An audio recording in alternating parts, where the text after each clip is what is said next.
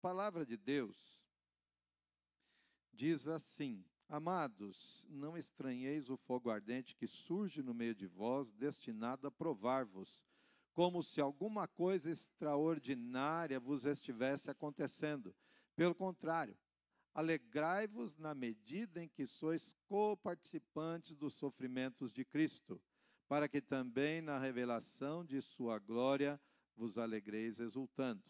Se pelo nome de Cristo sois injuriados, bem-aventurados sois, porque sobre vós repousa o Espírito da glória e de Deus. Amém? Vamos falar com o Senhor. Meu Deus, nós dependemos de Ti, meu Pai amado, na pregação. Nós queremos ouvir a Tua voz, meu Pai amado, voz de Deus e não voz de homem. Pai amado, fala conosco, Senhor, poderosamente nesta noite, ministra lá no profundo do coração. Tu tens a liberdade para falar, para revelar, para atingir cada um de nós. E nós estamos com o coração aberto para a palavra. Fala conosco, Senhor. Eu repreendo agora todo roubador de palavra, todo desvio de atenção, tudo aquilo, meu Deus amado, que queira atrapalhar, eu repreendo em nome de Jesus. Amém, Jesus. Amém. O título da mensagem de hoje é O Poder da Dor. Poder da dor. Quando nós lemos as Sagradas Escrituras, nós encontramos formas, maneiras diferentes que Deus lida com o seu povo e o modo como Ele escolhe desenvolver em nós o caráter de Cristo, o caráter dEle. Sermos parecidos com Jesus, imitadores de Deus. Isso nos leva, às vezes, irmãos, por estradas com espinhos. Às vezes, a caminhada que temos apresentam para nós sofrimentos, algumas surpresas que deveriam ser agradáveis, mas não são, e somos assim surpreendidos com a dor, com o sofrimento, com a luta, com a ardente prova que vem no meio de nós. E qual o poder da dor? Por que a dor tem um poder? Observe junto comigo os 3 rapazes na fornalha. Vamos ver se o sincronismo está bom hoje, hein? Ah, falhou. Ó, nós vamos treinar esse negócio, hein? Na próxima vez, na hora que eu falar a palavra-chave, vocês estão conseguindo ver a imagem? Que imagem é essa aí? Como é que são os nomes? Muito bem. E quem é o quarto homem? Jesus, né? Acredita-se que é Jesus, o quarto homem na fornalha, porque quem disse isso foi o Nabucodonosor. Vejo um semelhante a um filho dos deuses. Então nós cremos que ali é uma cristofania. Deus é bom, Deus se manifesta do jeito que Ele quer. Até o ímpio reconheceu. Até o ímpio. E um parêntese aqui, né? Às vezes nós que somos crentes não reconhecemos, né? Às vezes está mais difícil para nós. Fecha parêntese. Observa então esses 3 rapazes. O poder da dor. Algumas vezes, irmãos, Deus vai te livrar do fogo. Algumas vezes. Algumas. Outras, Ele fará de você a prova de fogo. O fogo vai estar ao teu redor, mas você não vai ser queimado. Algumas vezes, Ele vai te livrar. Outras, Ele vai permitir você entrar no meio do fogo, mas você não vai ser queimado. Compreende isso?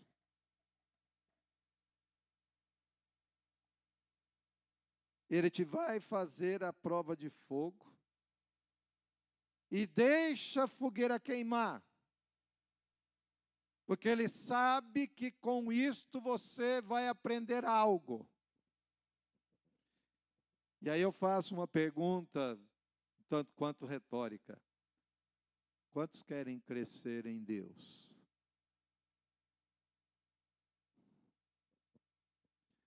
Quer crescer em Deus? Quantos querem crescer em Deus? Você quer crescer em Deus? Quantos ainda querem crescer em Deus? Você quer crescer em Deus? Vou parar.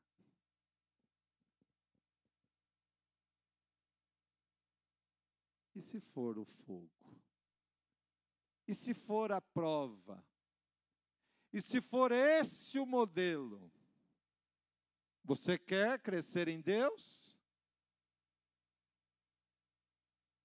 E agora ninguém levantou. Se eu continuar apertando aqui, pastor Edivan, eu acho que até eu vou embora. É modelo de Deus, irmãos. É modelo de Deus.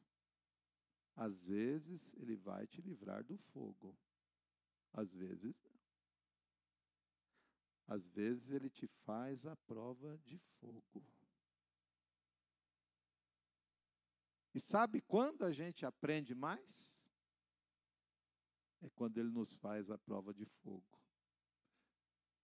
Charles Swindoll, escritor norte-americano, ele disse o seguinte: não há lições na vitória, mas no processo está repleto de lições. No processo,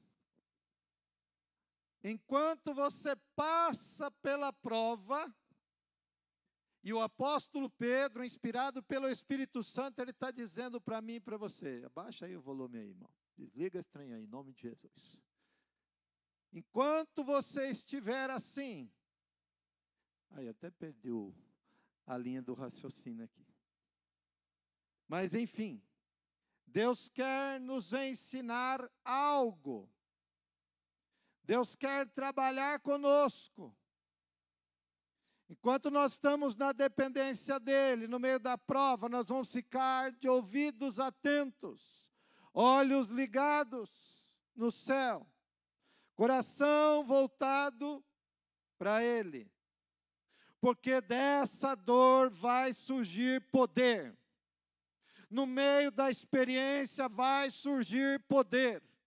Poder para conhecer a Deus. A gente quer crescer, mas quando vem a prova, muitos querem ir embora. Quando vem a luta, muitos querem correr. Mas é no meio da luta que a gente vai aprender, é que a gente vai ser aperfeiçoado.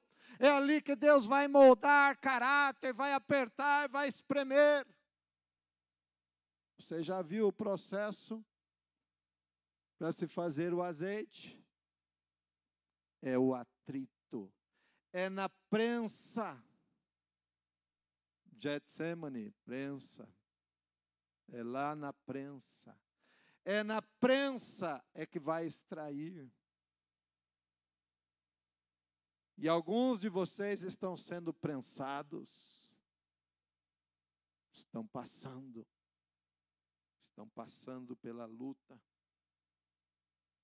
O Espírito Santo quer que nós entendamos nesta noite o poder da dor. Não estranhe a dor. Eu sou crente. Não estranhe, faz parte do processo. Avalie a dor com sinceridade, com dependência, não com choradeira. Choradeira não avalia, mas com raciocínio. Paulo nos ensinou no capítulo 12 aos Romanos: apresentem a Deus um culto racional. É algo que vem da inteligência do ser humano, do racional. Adote uma nova atitude ao que a dor pode fazer com você. Pensa nisso. E eu vou dizer uma coisa: a dor não está autorizada por Deus a te destruir. A dor está autorizada por Deus a te transformar. Aleluia! A dor tem autorização do céu a melhorar você, a crescer você. Fazer de você um homem forte, uma mulher forte. O escritor aos Hebreus, ele disse assim: nós não somos daqueles que recuam, mas somos daqueles que prosseguem. O meu justo viverá da... Completa o resto agora. E se ele recuar, a minha alma não tem prazer nele. O meu justo viverá da fé. A dor está autorizada a te transformar. Aleluia.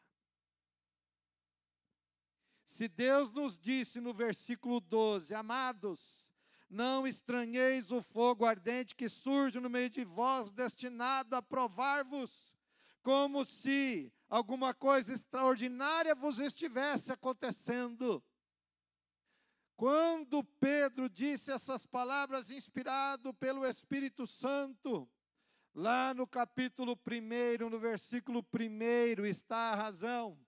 Pedro, apóstolo de Jesus Cristo, aos eleitos, que são forasteiros na dispersão,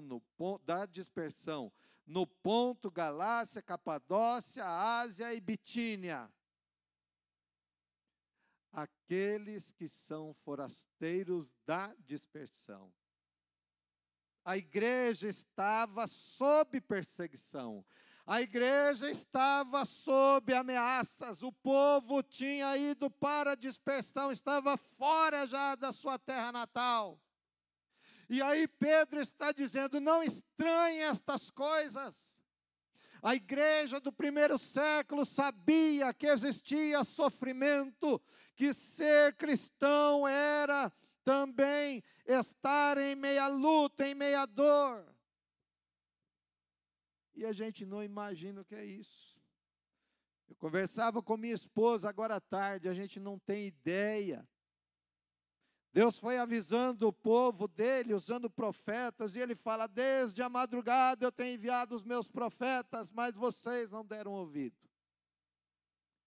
E aí, porque não deram ouvidos, veio o ano 605, 597, 586, e esse povo foi levado ao cativeiro babilônico.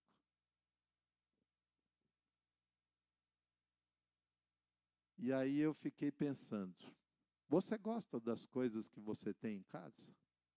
Quem gosta das coisas que tem em casa? Nossos objetos, né? Tem coisa que se a gente mudar, a gente fala: não, disso aqui eu não abro mão. Não é verdade? Aqueles cacarecos assim que a gente ama, né? Agora, pensa que vem um povo da Babilônia de fala estranha e simplesmente aponta uma arma letal contra você e fala: sai agora, você não tem tempo de voltar. Se você tiver dinheiro, se você tiver bem, se você tiver tudo que você tiver, esquece, porque agora você está indo embora, levado cativo.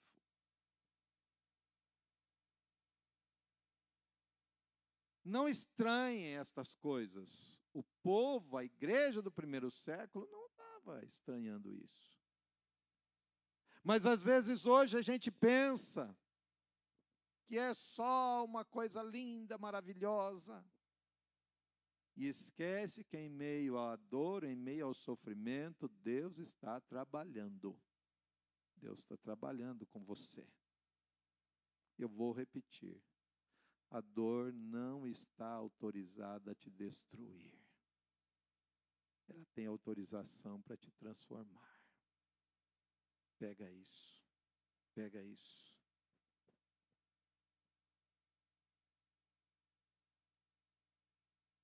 Deus está mais preocupado com o teu desenvolvimento do que com o teu conforto.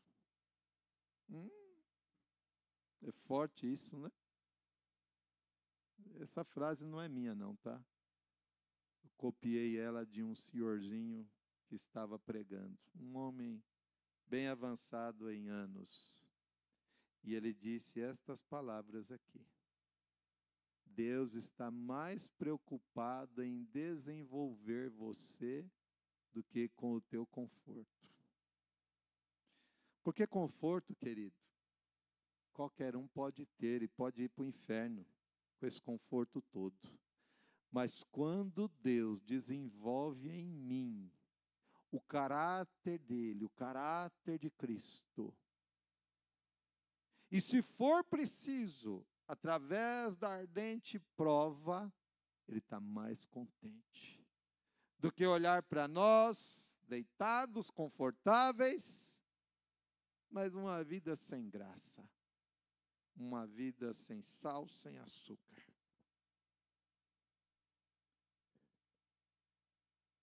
No 13, pelo contrário, alegrai-vos. Você pode dar um glória aí? E aí quando vem a luta, você começa a pular lá dentro de casa. Aleluia, ela chegou. Até que enfim. Era isso que eu estava querendo. Posso ouvir um amém? Você é de coragem. Quem não gostaria de dar um amém agora, diga amém. Amém, a irmã foi corajosa. Porque Pedro está falando um negócio aqui que é forte, irmãos. Mas se está na palavra, não é impossível. Porque ele está falando de gente que conhece. Ele está falando aqui com pessoas que entenderam a mensagem do Evangelho. Pelo contrário, alegrai-vos na medida em que sois coparticipantes dos sofrimentos de Cristo. Quando Paulo e Silas apanharam, eles ficaram felizes. Nós tivemos o privilégio de apanhar por Jesus, que deu a vida por nós. Ficaram felizes e começaram a louvar a Deus. E aí você sabe o que aconteceu, né? Lá naquela prisão, Atos 16. Um terremoto acontece. As cadeias são soltas. Talvez você não entenda o que aconteceu ali. Se você pensar em terremoto numa prisão, você vai pensar em grade e parede, né? E chão tremendo. Só que havia prisão na mão e nos pés, tá? Eles eram colocados no tronco, pés e mãos. Terremoto, sabe o que vai fazer com o tronco? Vai balançar o tronco. Vai até machucar o tornozelo, né? A canela, os pulsos. Mas terremoto não abre cadeado. Você já viu falar cadeado abrir por causa de terremoto? O louvor desses dois homens. A alegria de estarem em Jesus.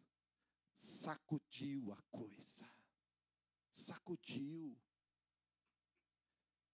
Enquanto nós estamos só chorando, reclamando, olhando para a nossa mazela, e nos achando, ai, coitados de mim, as coisas não estão acontecendo. Mas no momento que nós entendemos que Deus trabalha através da dor e nos aperfeiçoa através da dor, Ele está forjando e está conseguindo o propósito da luta em nosso coração. Aleluia. Se pelo nome de Cristo sois injuriados, bem-aventurados sois, porque sobre vós repousa o Espírito da glória e de Deus. se pelo nome de Cristo nós somos injuriados, nós somos bem-aventurados, que é bem-sucedido, que é mais que feliz. E aí nós encontramos alegria na vida, nós encontramos propósito de Deus na nossa vida. E essas são algumas das razões, porque Ele permite luta, porque Ele permite fogo, prova. E ainda diz para nós, não pense que isso é uma coisa extraordinária, fora do ordinário, fora do padrão normal. Porque esse também é um padrão normal no modo didático de nosso Deus. Aí você fala assim, aleluia, era tudo que eu queria hoje. Vou para casa feliz, porque hoje eu recebi a minha bênção. Não, você vai para casa feliz, porque você está entendendo o processo. Quantos estavam na classe que a gente tem aqui dos adultos hoje cedo? Levanta a mão. Saímos daqui hoje e eu comentava no carro com os irmãos. Falava, hoje nós aprendemos um pouquinho mais desse negócio de ser crente. Hoje nós começamos a entender um pouquinho mais. E é assim, irmãos, a cada dia que a gente está na presença de Deus, a gente vai compreendendo. Nós não estamos aqui para ouvir uma coisa enganosa. Nós estamos aqui para ouvir a verdade da cruz, a verdade do Evangelho. Mas a verdade é, graças a Deus que nos dá a vitória, por meio de nosso Senhor e Salvador Jesus Cristo. Então nós vamos sair daqui desta noite, daqui a pouco, não estranhando, sabendo que nessa dor, Deus está desenvolvendo o poder dele. Se esses 3 rapazes tivessem se negado a obedecer mais a Deus do que aos homens, sabe o que teria acontecido com eles? Não ia passar pelo medo. A gente ouve muito em estresse pós-traumático, né? É bonito falar isso, né? Parece que a pessoa entende, né? Estresse pós-traumático. Parece que até um trava-língua, né? E o estresse pré-traumático? Olha, se vocês não se curvarem à estátua de ouro que eu fiz, eu vou jogar vocês na fornalha 7 vezes mais aquecida. A coisa estava tão feia que o homem que foi jogar os 3, ele se queimou, porque chegou perto do fogo, de modo que era muito o calor. Se esses 3 meninos, que eram 3 rapazes, eles falassem assim, eu não vou ficar aqui não. Que vida sem graça é essa? Estariam no inferno. Mas eles só tiveram uma experiência com Deus, porque eles ousaram dizer, eu sou de Deus. Eu não me curvo à estátua de ouro de idolatria, eu sou de Deus. E eles têm uma história para contar. E você e eu só teremos história para contar quando nós permitirmos Deus agir na nossa vida e não correr. Nós dissemos, eu quero crescer. Então Deus está te dando a oportunidade. Você entendeu a mensagem? Todo mundo entendeu? Então tá bom. Eu já posso parar de pregar. Aquilo que Deus colocou no meu coração para trazer para a igreja nesta noite foi isso. Firmeza no Senhor. Amém? Posso contar com você? Amém? Vamos orar ao Senhor? Você pode ficar em pé? Meu Pai maravilhoso, nós te adoramos, Senhor, a poder no nome de Jesus. Pai amado, nós temos levantado, Senhor meu Deus amado, como diz a canção, meu Pai amado, clame o santo nome de Jesus pelas ruas da cidade, na nossa casa, sobre a nossa família. Nós temos clamado o nome de Jesus e declarado que o Senhor Jesus é o Senhor da nossa casa. Nós não entregamos, meu Deus amado, e não desistimos, porque a nossa casa pertence ao Senhor. Ela é tua. Foi o Senhor Jesus que a comprou. Meu Pai amado, e nós somos do Senhor. Fortalece, meu Deus amado, pela palavra, aqueles que estão em fornalhas ardentes nesta noite. Fortalece e revigora, Senhor meu Deus. Dá vitória para teu povo, leva teu povo no triunfo. E que a graça do Senhor Jesus Cristo, o amor de Deus e a comunhão do Espírito Santo sejam com todos vós. Amém. Deus te abençoe.